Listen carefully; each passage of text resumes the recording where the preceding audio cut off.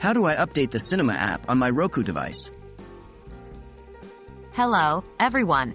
In this video, we're going to walk through how to update the Cinema app on your Roku device. Keeping your apps updated ensures you get the latest features and best performance. What do I need before starting? First things first, make sure that your Roku device is connected to the internet. All updates, including those for the Cinema app, are done online.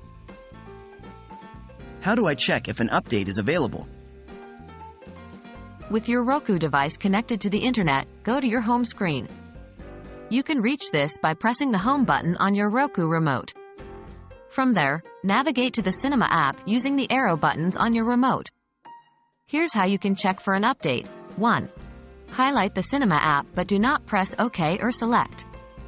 Instead, press the star button, asterisk, on your Roku remote. This opens a pop-up menu. 2. On this pop-up menu, look for an option that says, Check for updates. If this option is available, select it. If an update is available, your Roku device will begin the process to update the Cinema app. Please note, if Check for Updates option is not visible, it means the app is up to date. How do I set my Roku device to update automatically?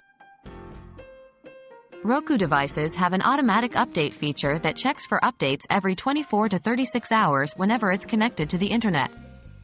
You can check or change your update settings by following these steps. 1. Go back to the home screen and navigate to Settings. 2. In the Settings menu, select System. 3. Then select System Update. 4. Here you can see when the last update was checked and performed. You can also select Check Now to manually force your Roku device to check for updates. By default, your Roku device is set to update automatically. However, if you want to confirm this setting, it will be under the Automatic Update option. And that's it. You now know how to update the Cinema app on your Roku device. Keep your apps up to date to enjoy all the latest features and improvements. Thanks for watching, and I hope this video was helpful.